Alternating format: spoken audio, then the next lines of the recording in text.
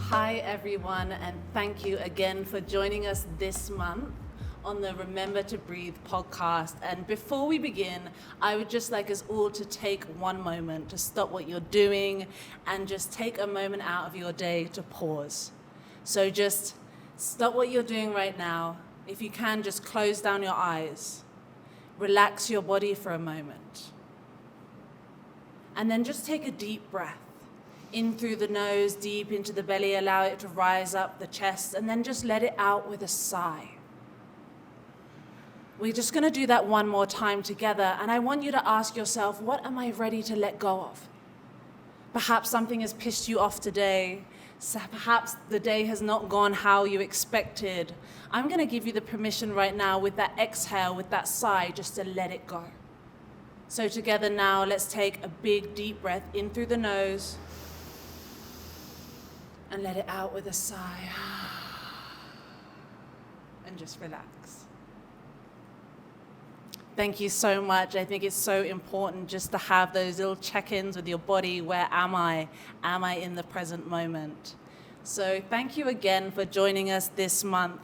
As you know, last month was our first ever episode, and I'm feeling a little less nervous this month, which I'm very grateful for. And I'm feeling also really proud of all the views that we've had, and just putting a message out there. I think is a really important thing, to step past our fears, to step into the discomfort, because that's where growth lives. So thank you all for being on that journey with us. I'm really, really grateful.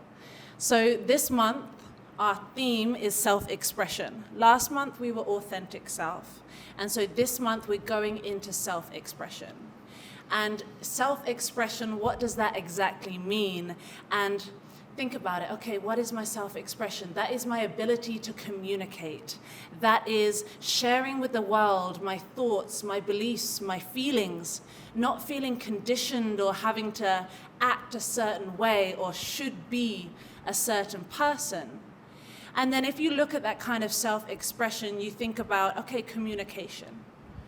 How I communicate my inner world outward, how I communicate my inner state of being to the outside world, and that is so powerful.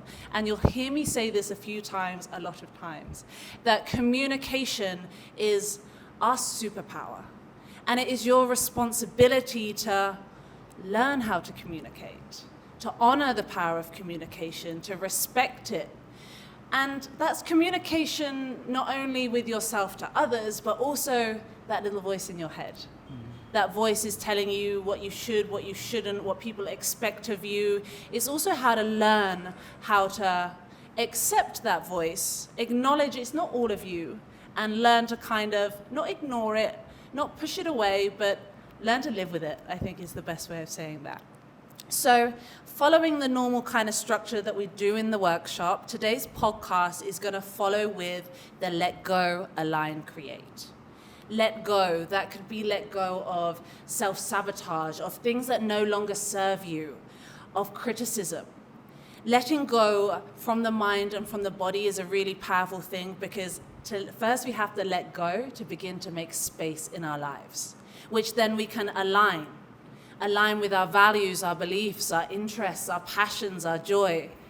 And then we go into the create section, which is creating with the universe. It's dancing, allowing us to use these energetics to kind of manifest our dreams, our desires. So let go, align, create is a really powerful formula.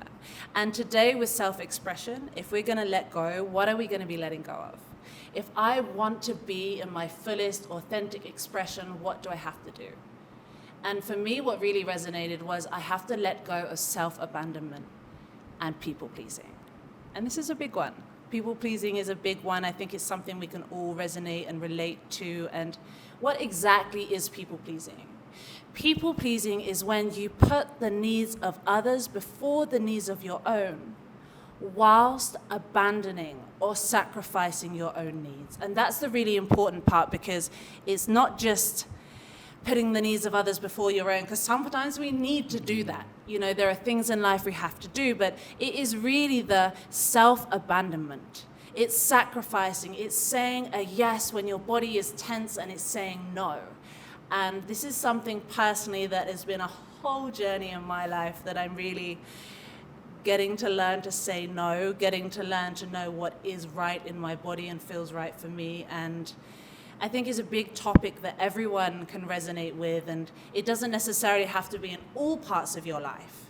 Maybe it's just with work or family or love or money. Like, it can be a few little things. And as we're saying that, I want you to have like a little think, okay, where do I feel like I'm not honoring my truth? And that's what I'd like to ask you, Angelo. Where do you feel like people-pleasing or self-abandonment has resonated in maybe your life or your journey with it? So for me, people-pleasing was not an issue in terms of like me struggling with it and not being able to say no or set my boundaries. It was more the cultural view of people-pleasing being normalized. Like, so when you say people-pleasing, sometimes it's like hard to, you think of someone who's like kissing ass or like, to that extreme of people-pleasing, and you're like, oh, I don't do that kind of. But a lot of what I realize people-pleasing is, which a lot of people kind of associate with, is being nice. The term of like, and like when you're told, oh, don't say that, that's not nice. Or if you, because most of the times when you're being honest, sometimes it's not the most pleasant thing, but that's considered rude. But you're being honest. And like, there are ways you can be rude and like, not be pleasant in the way you say it, but sometimes like honesty is viewed as being rude. And like, say what you think they want to hear and don't hurt their feelings. So for me, that I always viewed being nice when it was portrayed like in culture as like very dishonest, inauthentic, and to a certain extent selfish. Because it's, the selfish part comes from you not wanting to hurt the other person's feelings because you don't want to be the person to do that. Or you don't want to deal with the awkward situation of being honest with them and their feelings getting hurt, and then you having to deal with them being upset. So that kind of, to me, even as a kid, seemed selfish, but then I didn't understand it, right? I couldn't really put two and two together, so it was always like I was considered a rude person because I was very strong with the setting the boundaries, trying to be as honest as I can. I have lied, obviously, and like I have done that, but like there are so many instances where I wanted to be honest when someone asked me my opinion. Like, let's say someone cooks something for me or asks me how they look, like how their outfit looks, and I'd want to be honest and share my opinion on it, right? And I felt like that's what they're looking for. But a lot of times when I was honest, it was like, why are you being so rude? Like, they asked you how they look, like, be nice, say something nice. And like, that really was a conflict for me. And like, I was like, I'm being honest, which I'm taught to do, like in the general sense, but when I am being honest, it's considered rude. So like, what's the middle line?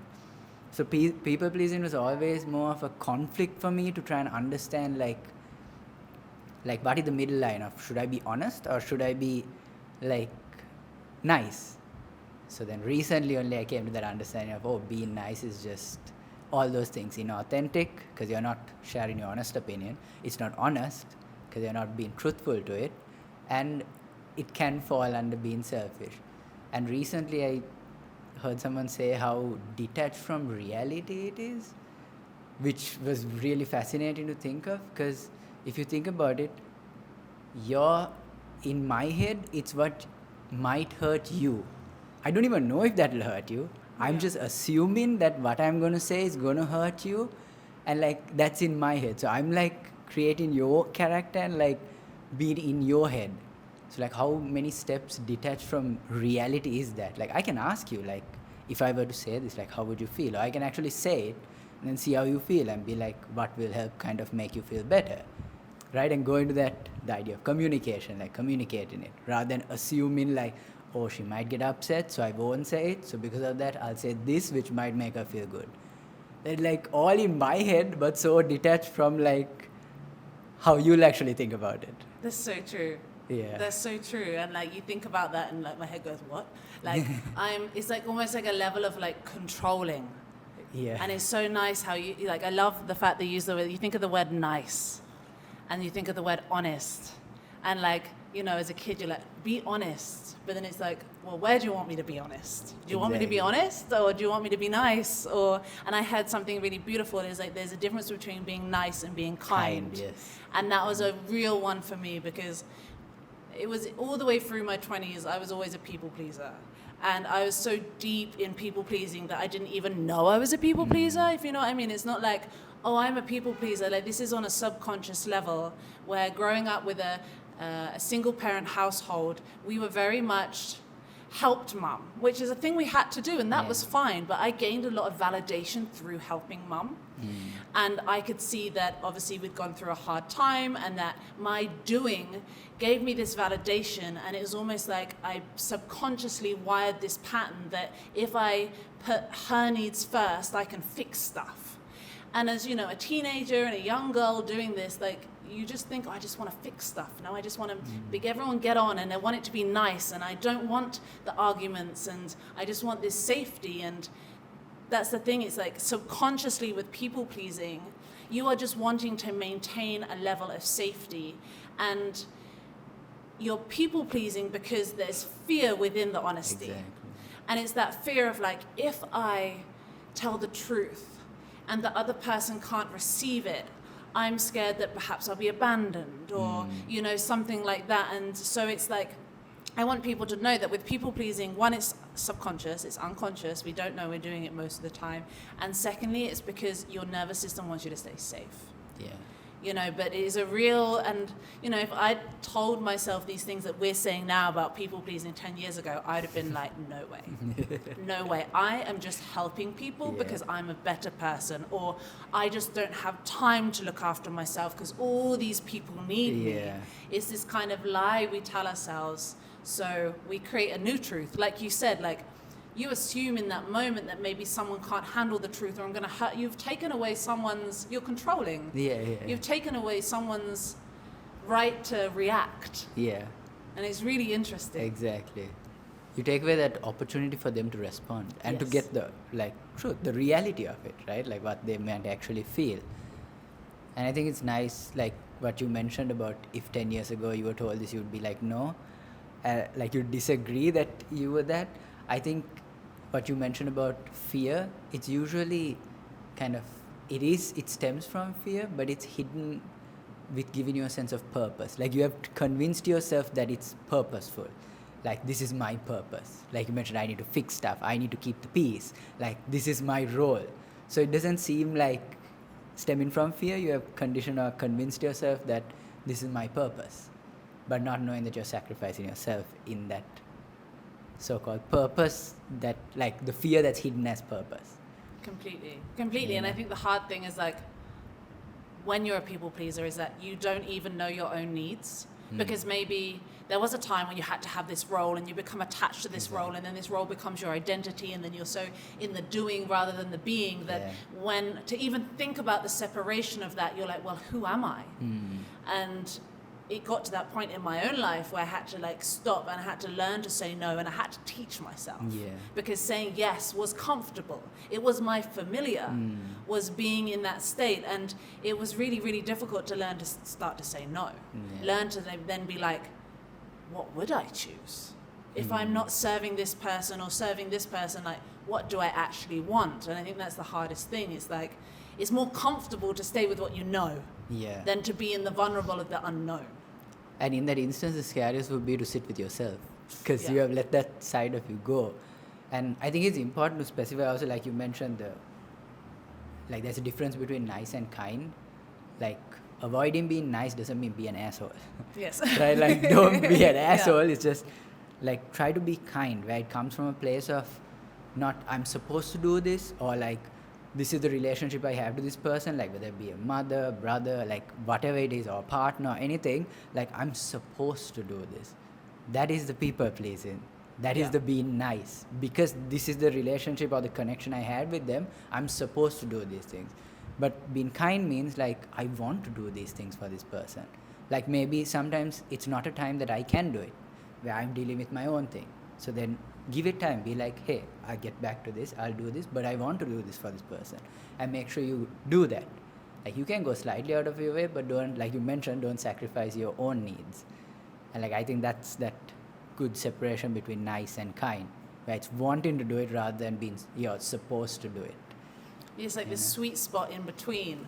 And like you say, like when you overcommit and you say yes to things that your body is saying no to or internally saying no, like it just breeds resentment. And as I said in the workshop, like for me, resentment, and I don't know why, is always like this idea of a banana in a kitchen cupboard that you've left, and it's this beautiful yellow fruit, and you put it in this cupboard, you close the door, you go away for like 2 weeks, you open it up, and it's this festering, it's furry, there's probably some animals have eaten it, there's some flies. Like that for me is like the energetic of resentment, like this slow, like it's not like anger that comes up and then you express it and you let it out and everyone knows about it. Resentment can be hidden. Yeah.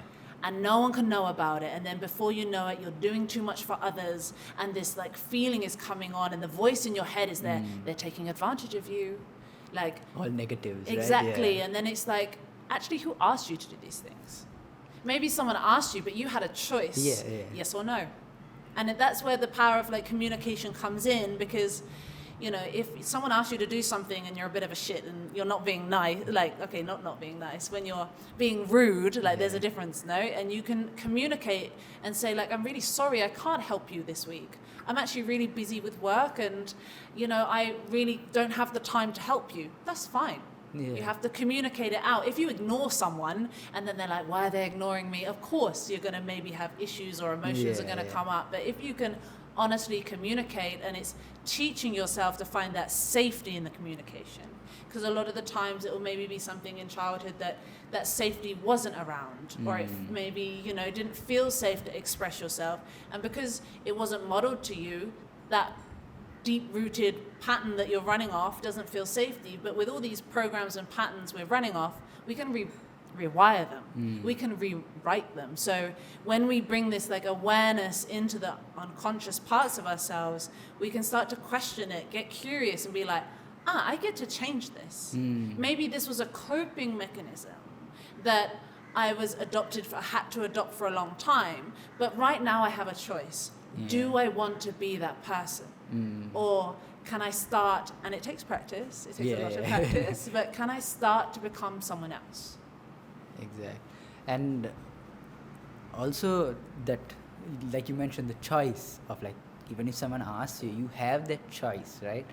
And where that feels lost is when people have these are what I'm supposed to do for these people because they have done this. There's that whole narrative of like, I owe this person something because they have sacrificed so much. And that only stops that you feel like you don't have a choice. You can't say no. They're not asking. They're like telling you need to do this, but when actually they're asking, like they're asking, can you do this? And being able to say, and I saw this really nice thing where no is a full sentence. Yeah. Like you don't need to explain why you can't.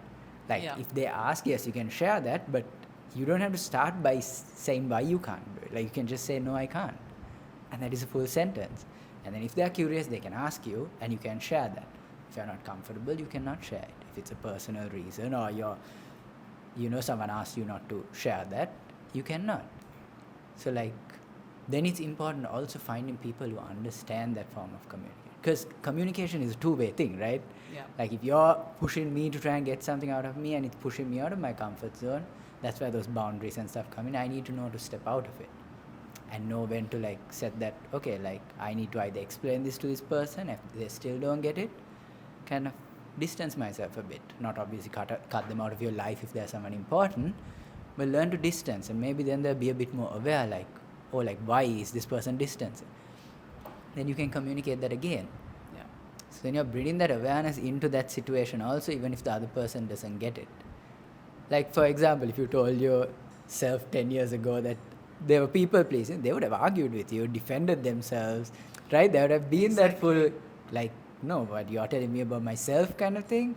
Exactly. You don't know me. I'm doing this because I have to. You don't get it. Like, you don't understand. And, you know, when you start to make these changes, like, people are it's going to cause not an issue, but it's going to cause a friction. Yeah, exactly. Because when you've said yes all your life and then suddenly you say no, everyone's going to look at you like, why? And fair enough. Like if you're going to make a change, and it takes a lot of confidence and to just be able to say no. No is a full sentence, but also, I don't think I'm even at the confidence of just leaving it at no. I'm such an I've got to explain this, and I've got to tell them why. And even when we've had conversations, she's been like, you can just say no. Like, that's fine. But, I think it's really important to realize that if you're going to make changes, people will cause friction with people, and that's okay.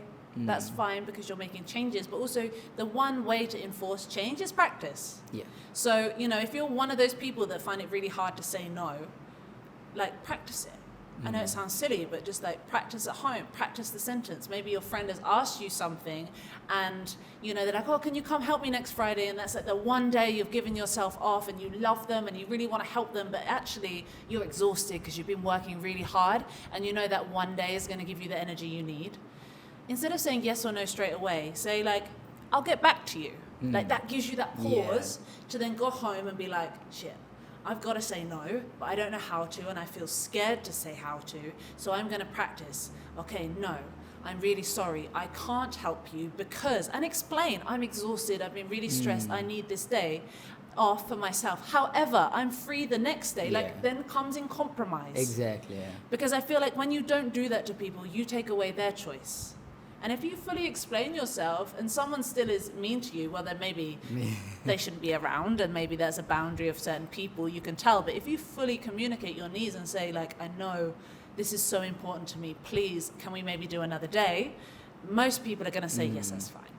Or yeah, and someone, I think at the workshop also mentioned it, like when you say yes in those instances, you are not fully present and you are not giving it your all. So it seems like even though you said yes, and that's a big deal for you because you went out of your way, you sacrificed your own rest or like whatever it is you needed to do that, this person is like you seem like you don't care. yeah.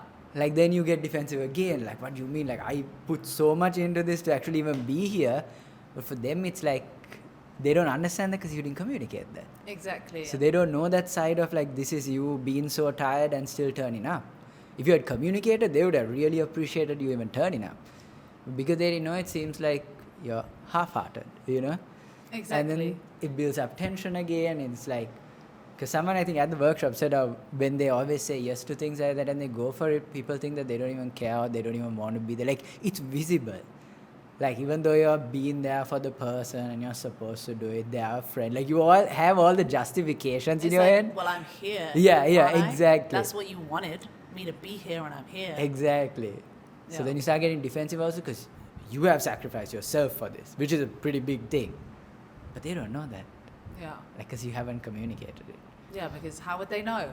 Exactly. How would anyone know? No one knows the 10 mind, voices that go off in our head all the time and, that kind of thing. And I think it is definitely a journey. And definitely my partner, Terzan, he is so honest. Yeah. Like, so honest. And I think having someone so opposite to me has really helped me see the safety. Like, he can be honest and say no or express himself and the world doesn't end. Because when you're so conditioned to self-sacrifice, to say no feels like the end of the world. Like, it's a full body, like, tensing, everything. Like, it's crazy. And it may sound like silly for people who don't understand that, but people aren't you're choosing to people please, but it's so deeply wired that the whole level of safety. And so he's really showed me that, like, oh, no one died.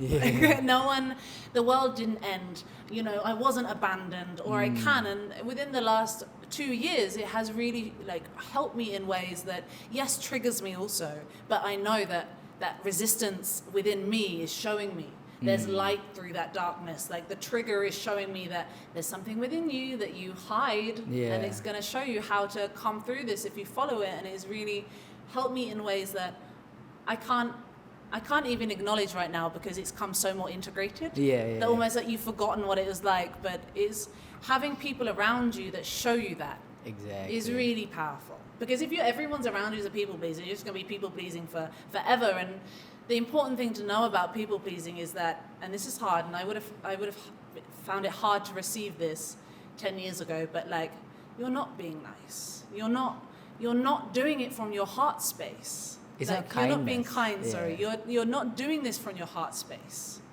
And like, that's where you want to live, right? You want to be in that kind of authenticity and in that space of like giving and sharing, and it's not from there. Yeah. And like reminding yourself that and creating that separation, like, is this what I want to do? Or is this fear? Am I being nice or am I being kind? You really have to get responsible with yourself, because we're all adults. Yeah. And we've all had stuff happen to us, big or small. And it didn't have to be something big to have happened to have these patterns come in. It's just safety had to be A created. repeated kind of pattern. right? Exactly. And I think what you mentioned is really good, like, because when you're hardwired to see it that way, like, you think the world will end, right? But having a person like that who keeps practicing it continuously, and you keep seeing like proof of that it's not going to be that bad, like this can be done and things get better, like, you know, you see that side of it also. It's not just that, oh, the world won't end, but like things turn out better communication, better relationships, like, you know, everything improves. So like seeing that also like is a really helpful thing for someone who is like hardwired to people please, seeing that like proof of concept kind of thing, right? And also I think something you mentioned at the workshop, where it's when you be nice, it's not from a, like you just mentioned it as well, not from the heart space. Yeah. It's from a space of fear. And like I heard that and I was like, oh, like that's such a cool way of like even explaining the nice and kindness, right? Because you're doing it out of fear, like the world will end, or this is what I'm supposed to do, I'll be abandoned. Like those are all the rationale that you have justified with, okay, if I do this, things are going to be better. And that's the being nice thing. Like I want to keep the peace. But then going into kindness, it's like it's from your heart space, right? Like you're loving yourself and loving others. And then when it's abundant with yourself, you can actually share it with others. Yeah. Because others, you're just going into situations miserable. Like you're trying to be nice just to satisfy everyone, but you're not even bringing joy to those situations, you know, because you're drained, you're not happy with yourself, you're not kind to yourself, so you can't show kindness to others. You think your presence there is being kind, but you're just killing the mood in a sense, you know, because you're not fully there, you know, fully present. And I feel like that is hard to see when you're in that situation, because it feels like you're sacrificing a lot. Yeah, it does. It really does. Yeah. And I think that's a beautiful way of saying it. It's like, it's not, instead of thinking of it like I'm present, I'm physically here, I've showed up, think of the energy behind it. I think that is it, like, are you bringing joy? Exactly. Like the energetics of it, like, you know, happiness breeds happiness, sadness breeds sadness, you know, like what are you bringing in? And I think the nice and the kind thing is like a perfect example when we've like all been in the past in relationships where, or you hear the story where it's like, oh, I didn't leave her because I didn't want to be mean. And, you know, you really think about that, like, oh, we stayed together because, you know, I didn't know how to tell my partner and all that kind of thing. It's like the kind thing to do would be to end something. Yeah. Same with a job. You know, like you can look at a relationship and be like, if we're not happy, you deserve happiness and I deserve happiness. And together this equation is not creating happiness. The kind thing to do would to be end it. Whereas so many times that, oh, I just want to be nice. Yeah. I don't know how to hurt them. And you think that being kind and ending something is nicer than dragging it out and wasting someone's time. Like, I think it's the, you know, you think about resentment and you think about being nice, it's the facade. Yeah. The illusion is not disturbed. The happy family looks great. The relationship looks perfect. Let's just not put another photo on Instagram and everyone will think we've got our shit together. And it's like realizing that most things in life are messy.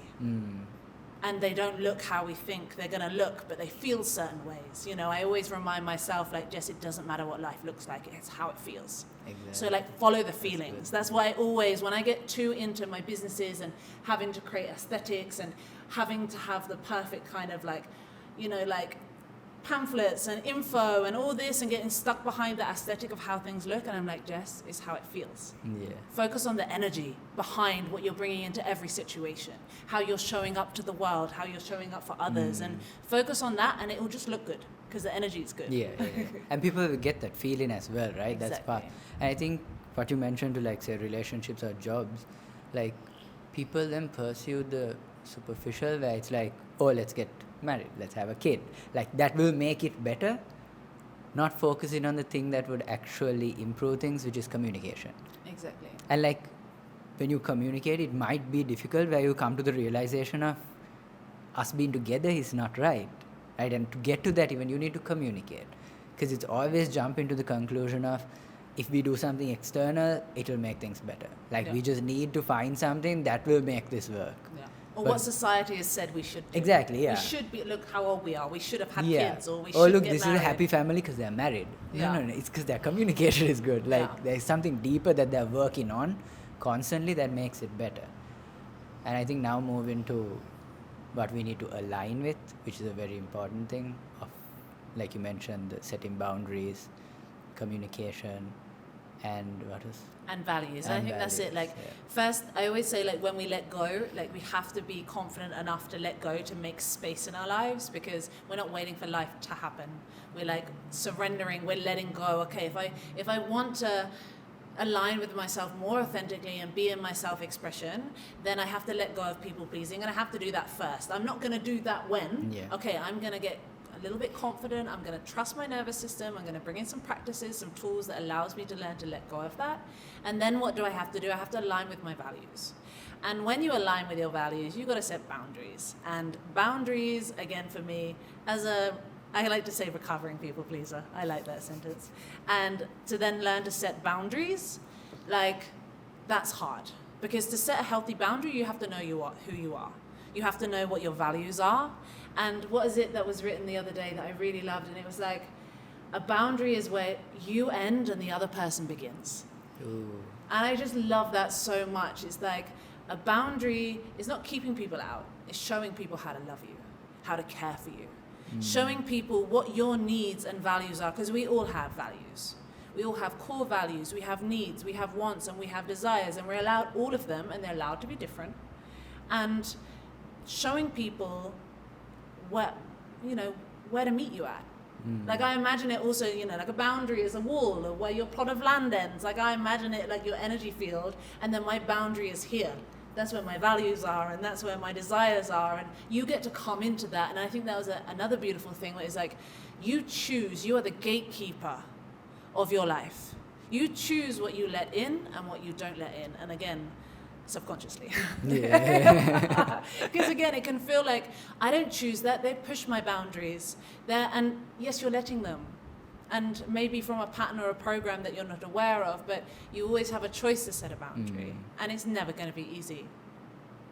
Yeah, I think that boundaries are a very difficult thing to understand, know how to set, like implement, like justify also. I feel like that's the hardest thing, because we have justified so much of the people pleasing and all the qualities that, like, feel so comfortable, that certain boundaries feel like you're going to really, like, it's like you're intentionally trying to break relationships, or like that's the Yes.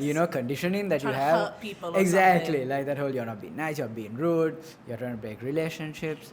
Even for me now, like after COVID, I made a massive change in my life with like following my interests and stuff like that.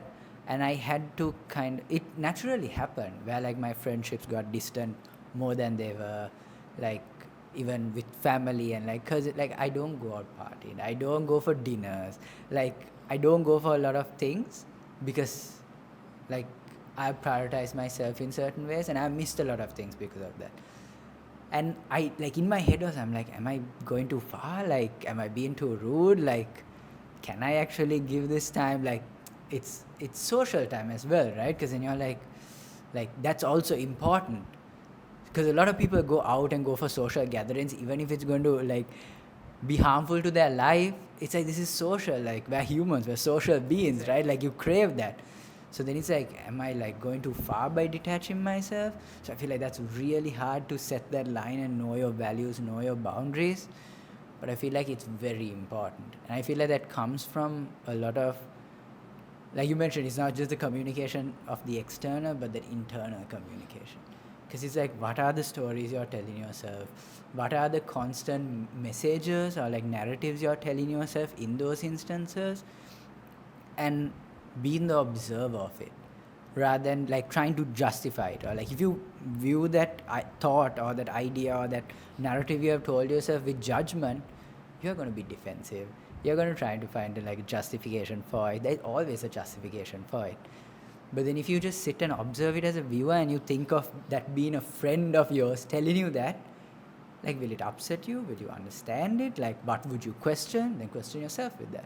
Like, if someone tells you, oh, I don't want to go out, like, why? Like, what's the reason? I don't feel like going out. Like, what's the feeling? Like, why don't you feel like going out? Then, like, answer it to yourself. Like, that's the first step of getting to even being able to tell other people. Knowing what it is to even tell other people, right? So I feel like communication, both ways, internally and externally, are very important. And I feel like that's the first step, and knowing what communication is. Because I recently started doing a course on communication.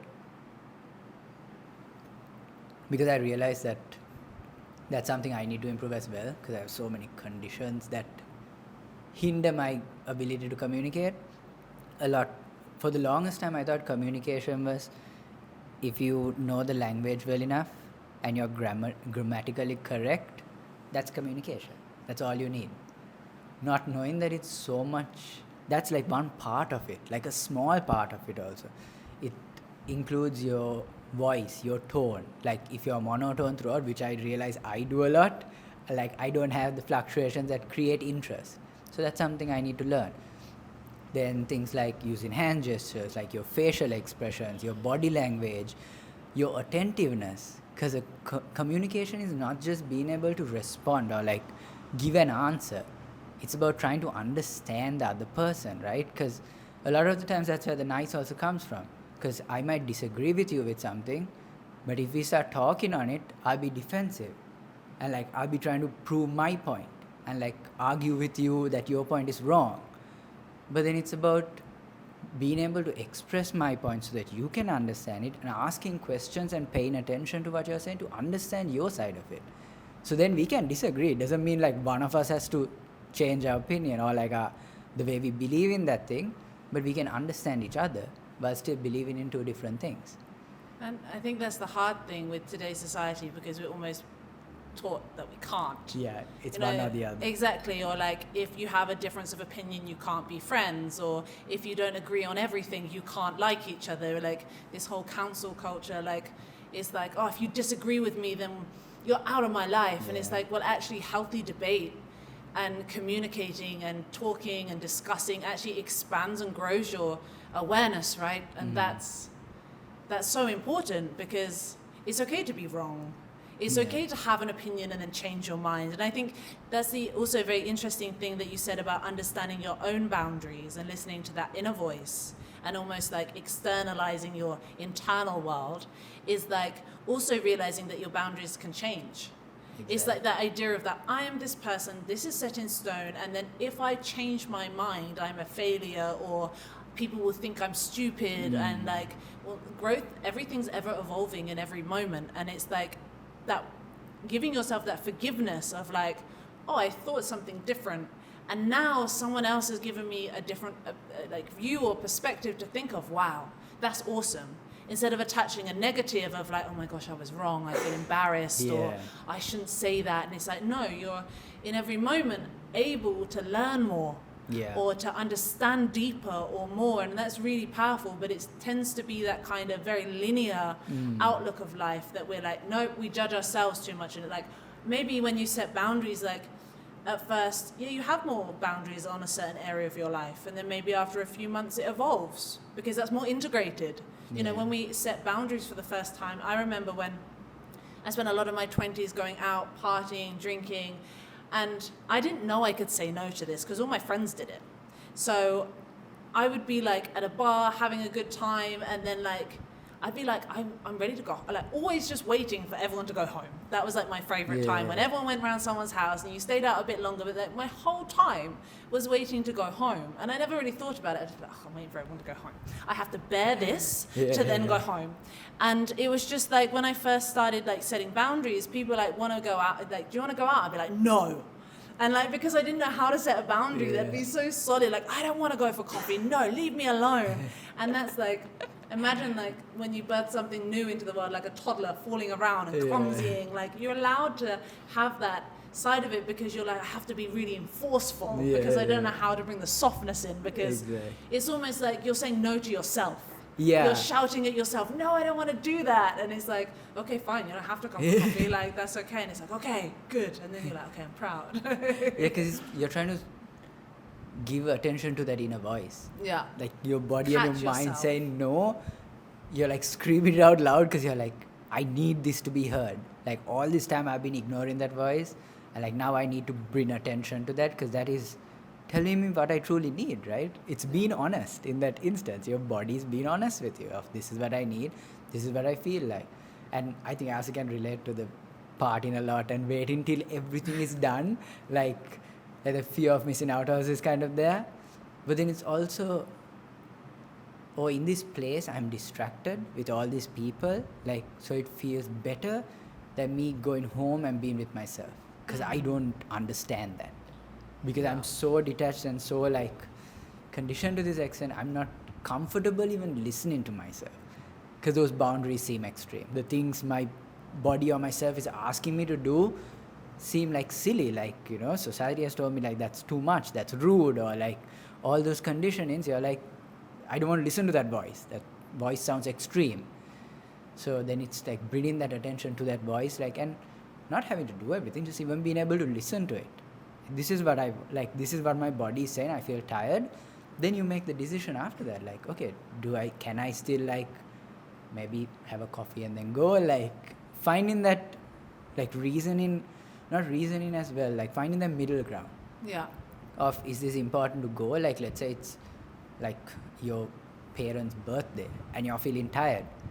You'd still want to go, right? You'll find a way to work around that you can go. Maybe you go for like 2 hours and you're like, hey, I'm really tired. Communicate that. I'm really tired. I can stay here for only 2 hours. I've been working the whole day.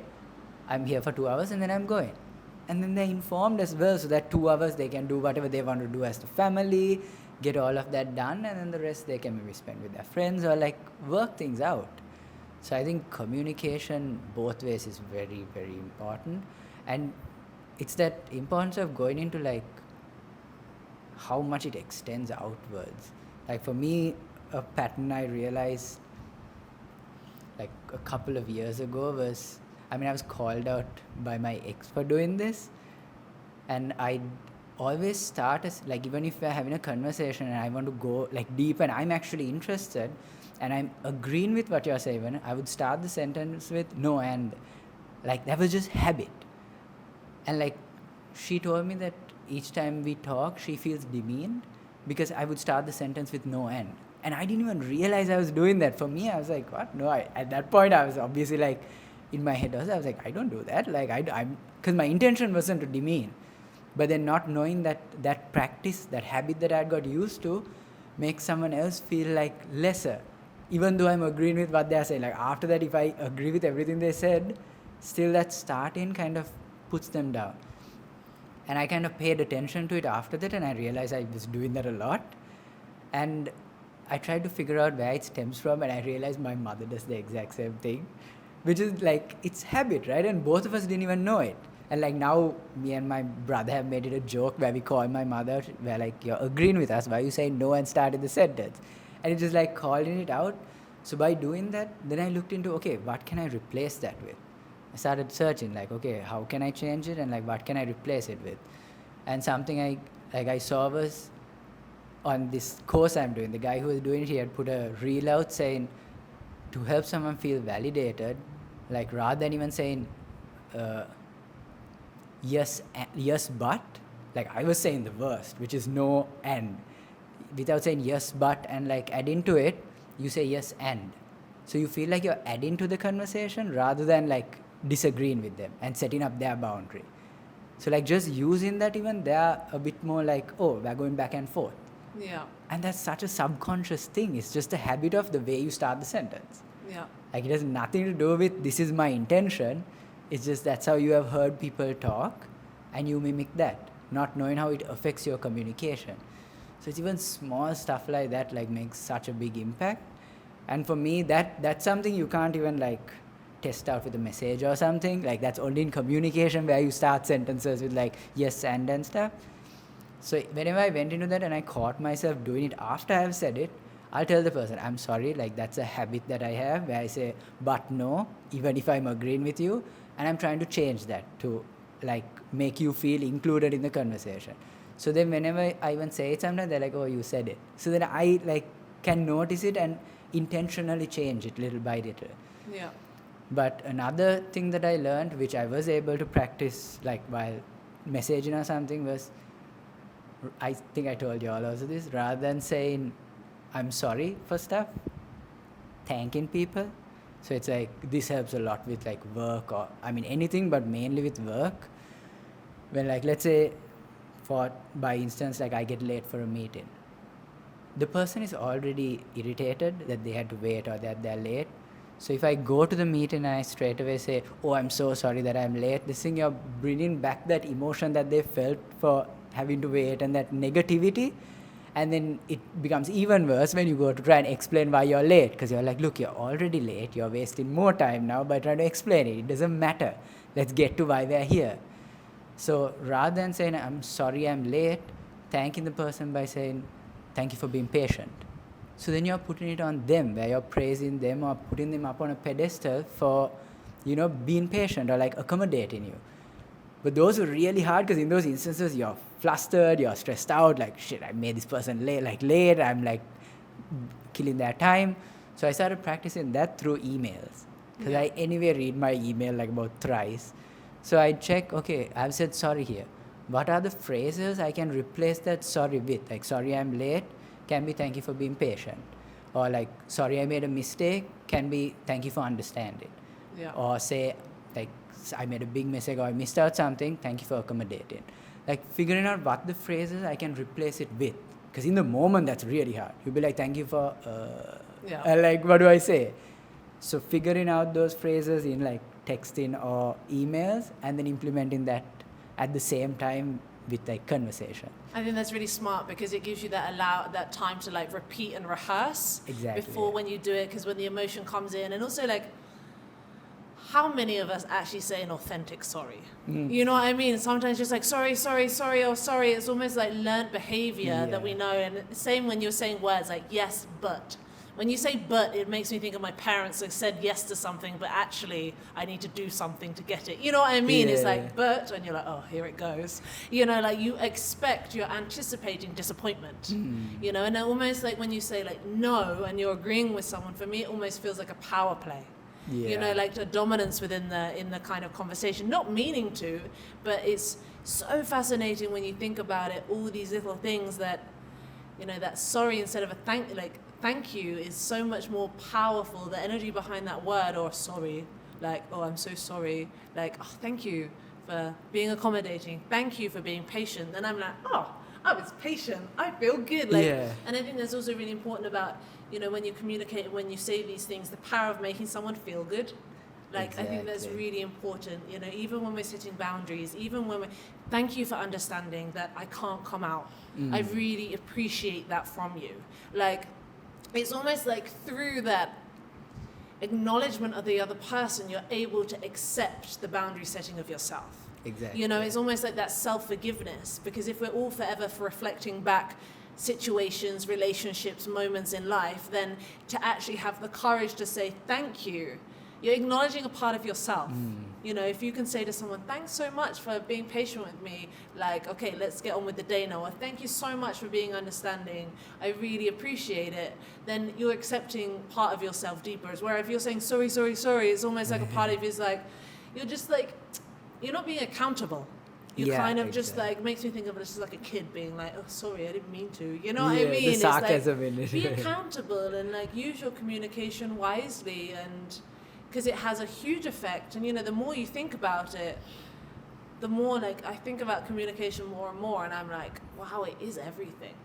Like you can have, say you have a 10-year relationship, and then all this resentment is building up because you haven't communicated. You can ruin something that's lasted 10 years in a sentence. Exactly. Like you can, with those times when you argue and you haven't said what you want, and then suddenly everything comes out and you've said something so mean that the other person's like, I can't like, I can't see you. I see you differently now because you've held on to this for so long. It's like pulling back like a slingshot and then letting it go. And then the same with also, like, you can really hurt someone, but then you can rebuild that with authentic communication. Like, it really is so powerful, and it does take that balance of knowing the internal to the external, to forgiving yourself, because it's never going to come out right, for allowing yourself to rehearse, to practice the changes you want to make, and forgiving others for not showing up, forgiving yourself. And it's this whole like mess of a mix that we have to allow that it's going to be, and be okay with that. It's like being okay with riding the wave of it all, and like setting boundaries and trying to, you know, stumble it out, like, like not getting your words out, and instead of punishing yourself or like blaming the other person, they didn't understand. Well, maybe did I say it well enough? I didn't. But that takes so much emotional detachment. Even when you said there about, you know, you explain to people, oh, this is a habit and I want to change it. Like, I'm like, wow, that takes a lot of emotional attachment, because you're literally saying to them, like, you're standing in front and saying, I'm vulnerably admitting that there is something I want to change within myself, and I'm allowing you to see that.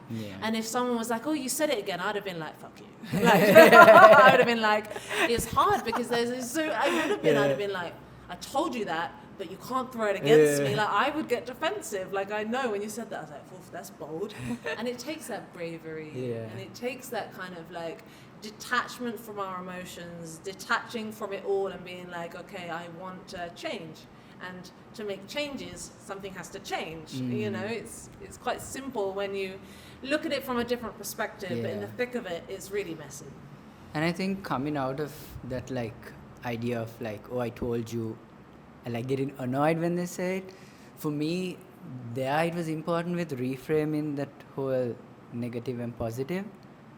Like, rather than being like, oh, you telling me that is you trying to like call me out, or like seeing that in a negative. For me, it was more like, oh, you're paying attention to what I'm saying. That like you can help me get over this thing that I'm listening. So it's rather than being like, oh, this is negative, this is positive, it's just this is different.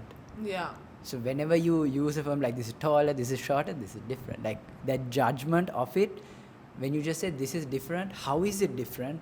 That is not a comparison of good or bad, negative or positive. It's more of like even when you take people, right? People are different. Like, some actions might be like, you know, bad or like harmful to other people, but there might be sides of them that are very positive compared to someone who does like so many generally accepted, like, you know, good things like by society. They might be an asshole as a person, you know, they might not be happy with what they're doing, not bringing joy to it, but they're doing everything right.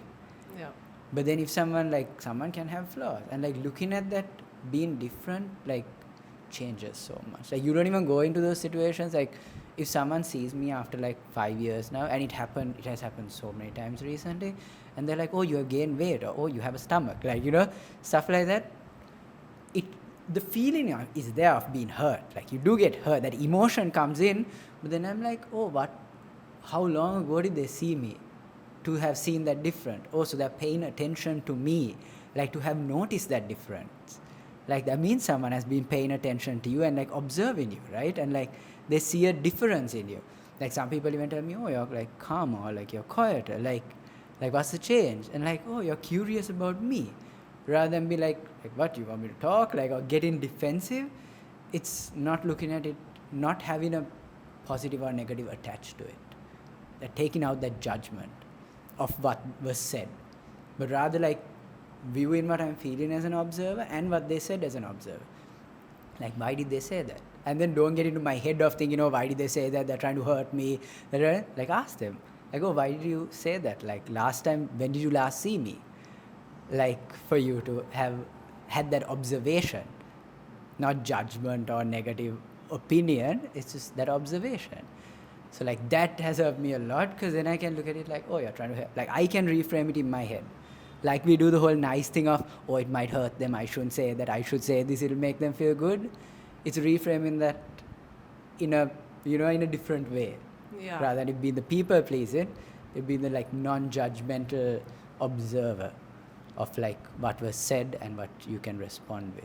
And I think that's like that non-judgmental observer. That's where like meditation and breath work, it all ties in so beautiful, because you create that pause in your life. Like when you introduce a breath work practice, a meditation practice, a yoga practice, you know, not only do you bring your mind and body into harmony, either through movement or breath or stillness, but you create that kind of pause.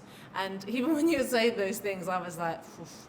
I struggle with being defensive, and I know, and even my partner says to me, like, why are you being defensive? And I feel it now. I feel that like sting and that like boom, and I have a lot of attachment to a lot of things, and it's exhausting, because a lot of the times, even with business, when things go well, I think I've done something good or I've done something right, and then when they don't, I think I've done something bad, and it takes me a lot of work to separate, like a lot of conscious actions every day, because I will get caught in an emotion and I will like almost like want to be in the emotion, like I want to be pissed off, I want to be annoyed, and I want everyone to know about it, and I'm not going to tell anyone about it, and it's like this self-sabotage, and I am getting better at it, this like, but it's really, really hard, like it's so hard, and there are some areas that I do better at and I find easier, and there's some areas that I'm like, oh, I need to forgive myself for that and try a little bit more. How can I bring in, maybe I need to, and like I said before, like things change, your life changes, the ebb and flow, the rhythm of your life changes. Maybe when you're pushing yourself to growth, maybe you need to spend more time in the stillness. You need to allow yourself to integrate, to allow your nervous system to build the trust, to find the safety in all the things you're doing. And meditation is a wonderful tool. Both breathwork and meditation have helped me so much. For me, breathwork is more of an embodied practice, and you, through different breathing techniques, regulate your nervous system more effectively, so you kind of feel it. So you feel from that heightened emotion, you almost feel it like dissolving and letting go, and coming back to this kind of neutral, non-judgment place. Whereas meditation is also a very beautiful practice, but I find it a lot more challenging, and I think a lot of people would resonate, because there's so much stuff going on in our heads to go to stillness, whereas breathwork is kind of like tricks you into it. I think for the meditation thing also, a lot of people have that notion that you have to have a calm mind during meditation, but it's practicing that non-judgmental observer. Like if your mind is like, my mind is racing most mornings, and I've been like meditating for almost like 3 or 4 years now, and it's still like the days I have a lot to get done, it's racing, and I can't stop that. I can't control my thoughts. It's just I sit with it and I'm like, oh, my mind is like really racing today. And like whenever I catch myself going down that thought of dwelling, it's a matter of like, oh, that's a thought, let's let it go. If it's a good idea even, it's like, oh, that idea will come back, let it go. Getting used to letting those go. And then I feel like breathwork was the best, because like you said, it's that refresh, like everything that I've pent up just gets released, and it's like a fresh start. So like everything in my body and like emotionally that I have built up, kind of you can like let it go, which made it so much easier to be non-judgmental in like actual situations where my emotions are involved. So like I'm still getting through it. There are points I still snap, I still get angry with stuff, I still get upset and like might lash out, but it's getting much easier not to go to that extent of dwelling in it and like you mentioned, like holding on to it and being like, I'm angry, but I don't want to tell anyone. I want to let it go, but I can't. Like I'm like, I want to, but like my body's not letting me. So the breathwork helps like get all those past stuff that has pent it up, like get it all out. So that combination for me is just amazing. Yes, like the meditation and breathwork. It's so good, and also it's like it's building that trust. It's like telling yourself that maybe yes, you had to dwell on and hold on to it, and it's for a while, because that's what safety felt like. And it's really allowing yourself, especially with something like people pleasing, for example. So when I first started going on this journey, like I would, whatever I was coming up with, I would bring it into my breathwork practice, and I would like allow that to be like, okay, this is my intention, is to let this go, or to feel more strength in that, and just allow yourself for that to be your intention, and then take it to the breath. Let it go to the breath, allow yourself to move it through your body, and then by the end of like 10 minutes, even just 10 minutes, 5 minutes, like even just 5 minutes, you're like, okay, that's fine, I think I can carry on with life now. And when you do something like a longer 1 hour breathwork practice, you're like, nothing matters. Nothing matters. I have everything together. And then the next morning you're like, everything matters, but I know it doesn't matter at the same time. And you catch yourself, like even those days where I'm like busy, loads of stuff to do, I always catch something that my dad said to me once. He's like, you can only do one thing at once well. Only do one thing at a time well. And I tell myself that. And it's that trust, sometimes when you have a thought and you're like, oh my God, I need to write that down right now, because you don't trust the thought will come back. It's almost like it's gone forever and you're never going to think about it, and you're like writing notes. And I love organizing and that kind of thing, but it's like also honoring, like, that was a great idea. It will come back when I need it. That's okay. It's up here. That it was hasn't really gone, difficult. And like it's like writing everything down, and like really like one thing at a time, Jess. One thing at a time. Then also like you look at, and with the internet the way it is, you can kind of see loads of inspiring people and people that maybe run businesses that you want to do, or have even families or a relationship that you want. Like, watch them, see how these people act, and then kind of like, oh, if I want to be successful in business, like for me, I always hear like every single person who's successful in business tells how important it is to 1, clean your room, 2, make your bed, and 3, spend at least half an hour a day on yourself. Because it's like, the more people demand of you, the more you think that you'd like to expand your business, you'd like to have a family, the more you have to be able to look after yourself. Because more people are wanting more of you. So you have to have that foundation, a bit like we said earlier about relationships. Like, you can add kids, you can add a dog, you can add a house. And if the foundation isn't great and you're not communicating, it's going to fall the more you stack that tower. So it's like really important to be like, it isn't selfish to look after myself, because the more I look after myself, the more I can look after others. And just reminding yourself of that is a daily reminder. It is a daily reminder. And I think, again, like with how we're taught about the world, we think it's so linear. We think that this thing will fix me, and then I'm fixed, and then it's a full stop, and then I'm done, and then I can just be happy.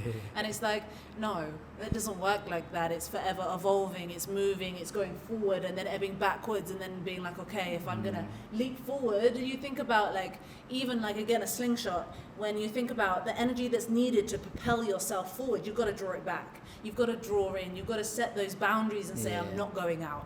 Am I going to spend my energy on going out and meeting loads of people, or am I going to be at home and focusing on my values, what I want, and like making a conscious choice around that?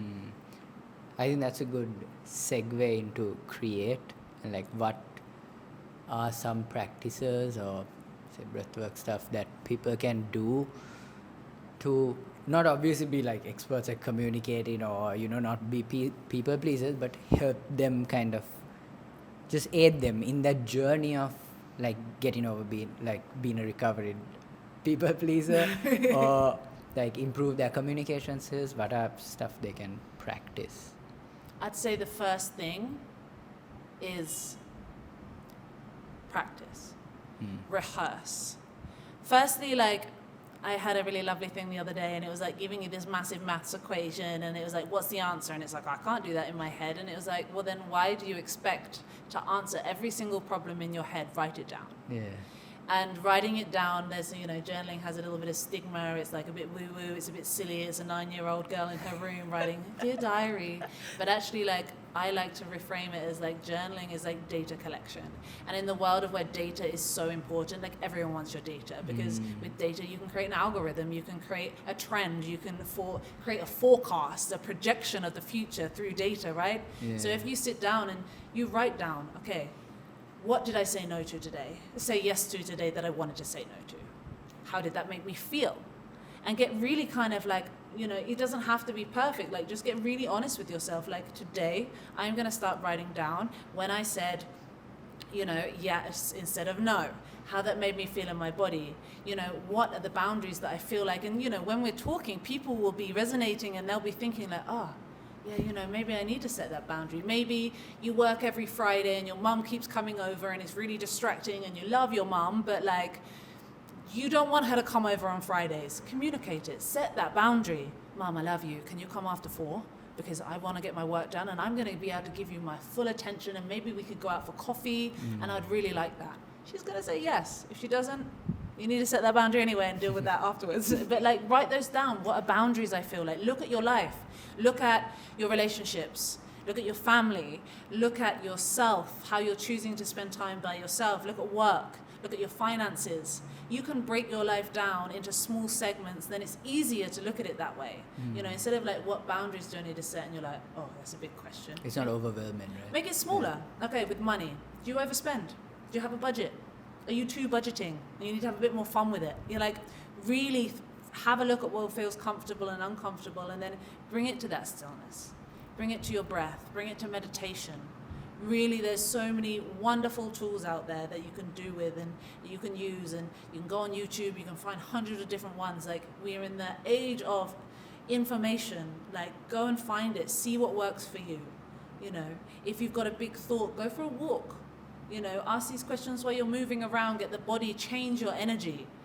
I think as when I was learning how to set boundaries, one, it was a lot of journaling, two, breath work. Because you have got that nervous system regulation training where you let go of fear, where you learn safety in the unknown, because at the end of the day, you keep saying yes because no's more scary. And you don't know what to expect, and because your brain wants you to be on the path of least resistance, it wants the familiar, no matter what that is. So like, bring in that practice, or, you know, go to the gym, move your body. How can I build strength in my mind, body, and spirit? How have you found practices or techniques that you found useful? Or I think for me, it was a lot of finding, like you said, we're blessed with information.